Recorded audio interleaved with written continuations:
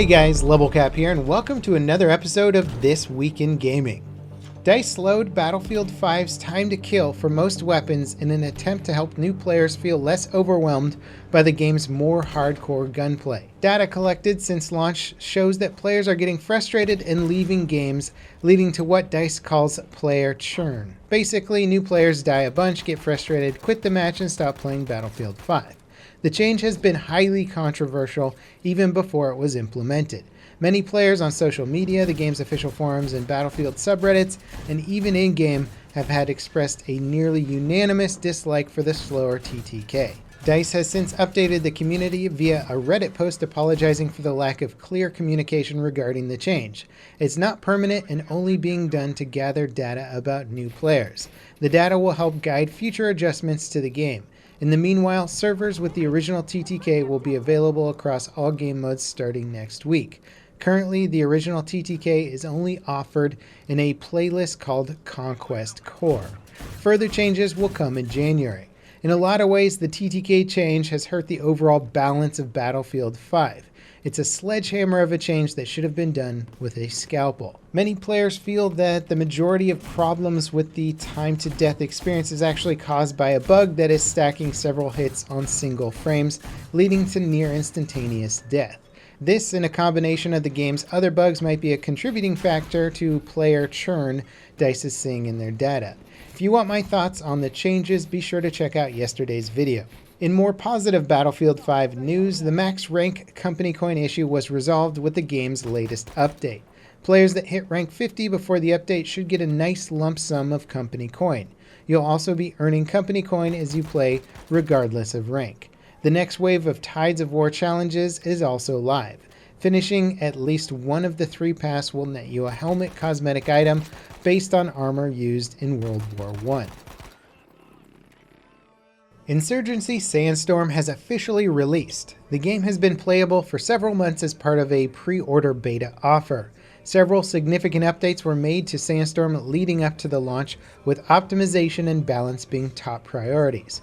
Post-launch updates will offer a huge variety of new free content. New maps, including remakes of fan favorites from 2014's Insurgency, are currently in the works. Over 8 new weapons will eventually be added. Optimization remains a priority, especially for low-end PCs. Mod support for custom maps and weapon model replacements is also planned for the game. Players can expect new content to start dropping by February. Sandstorm's console version is expected to launch sometime next year. Black Ops 4 got its first paid DLC this week. Called Map Pack 1, it includes 2 new multiplayer maps, a new zombie experience, kicks off the Operation Absolute Zero season, and launches alongside a big balance update for the game.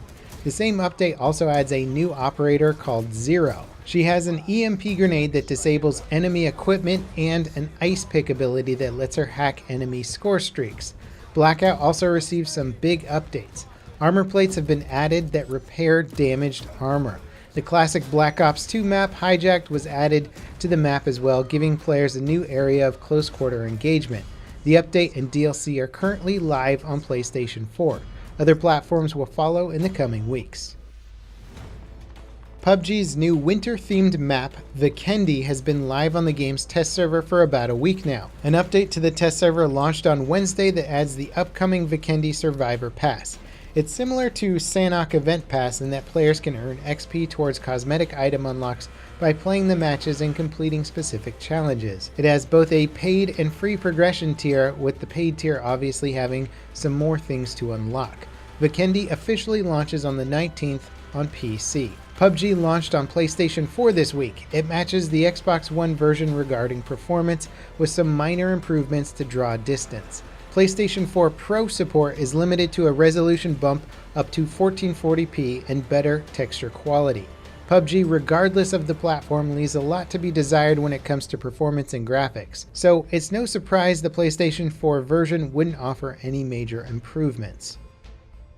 PlanetSide is entering the Battle Royale arena. The game's developers are launching a standalone game based on PlanetSide 2 called PlanetSide Arena. It'll include traditional team deathmatch and battle royale modes. TDM will support up to 250 players per team, with plans to expand that to 1,000 players total in the future. Both modes will support the franchise's unique weapons, vehicles, and jetpacks. It's not clear how much content is being carried over from PlanetSide 2 or being explicitly built for Arena. That said, the weapons have been overhauled to feel more responsive and realistic. By necessity, Arena will have maps designed for each of its various modes. PlanetSide 2's maps were just insanely huge, designed for player counts in the thousands. Arena launches on Steam January 29th for $30. The game's developer recently laid off up to 70 employees from their Austin, Texas office. This follows a previous wave of layoffs from the studio's San Diego office, which mostly affected people working on H1Z1. Hopefully, Arena gets the studio back on track. And personally, I think PlanetSide 2, with all the technology built around that game, is a perfect environment to build up a massive Battle Royale experience. In fact, I'm not sure why they didn't go for a higher player count with their Battle Royale game mode, since the game has already proven that it can handle over 1,000 players on a single map. The Chinese government has allegedly banned Fortnite and PUBG. The ban is part of a new online ethics review committee created by the government to evaluate content that violates any laws or ethics they deem unfit for citizens. Many other games were also either banned or issued warnings, including Overwatch, World of Warcraft, Ring of Elysium, and Paladins. Nothing has been officially confirmed, and the games are reportedly still playable, but it's likely China is clamping down on the massive influx of games hitting their market from the past few years. Many games like CSGO and PUBG have custom builds censored specifically for China, but at least in PUBG's case, the censorship might not be enough. Overwatch's Winter Wonderland event is now live. Unlike previous events, it's less focused on new modes or maps and mainly offers cosmetic items. The Yeti Hunt and Maze Snowball Offensive return from last year's winter events alongside winter-themed versions of 3 maps. In total, there are 6 new legendary skins and 3 epic skins to unlock. All previous Winter Wonderland skins are available at a discount. The event ends on January 2nd. The old-school FPS DUSK is officially out of early access. It's been praised throughout its early access period for capturing the feel of old-school shooters like Quake and Heretic while still offering modern features and controls. Leaving early access sees the game's 3rd and final single-player episode added to the game, along with the updates to Dusk World, the game's multiplayer mode. It's on sale for $16.66 until January 3rd. A Nintendo Switch port is in the works, as well as Linux support. Gaming hardware manufacturer RAZER is in hot water with consumers this week for launching a cryptocurrency mining program that uses your PC to mine crypto for RAZER. Called RAZER Soft Miner, it runs on your PC and mines whatever cryptocurrency the company is after. In exchange for running the software, users will earn 500 RAZER Silver per day. This RAZER Silver can be exchanged for real products like RAZER's keyboards. The problem is that those keyboards cost nearly 300,000 silver. Overall, this is just a really lousy deal for RAZER's customers, and it makes them look extremely shady. To celebrate the launch of version 1.0, DAYZ is having a free-to-play weekend on Steam. The game finally left early access after 5 years of development. Earlier this year, it launched on Xbox One as an early access title. A PlayStation 4 port is expected to launch next year. Anthem is getting a demo for pre-order customers and EA Access or Origin subscribers starting on January 25th. That's about a full month ahead of the game's official launch. The demo opens up to everyone on February 1st. The demo will not include the whole game experience, but all of the gameplay elements like flying, PvE, and exploring the world will likely be playable.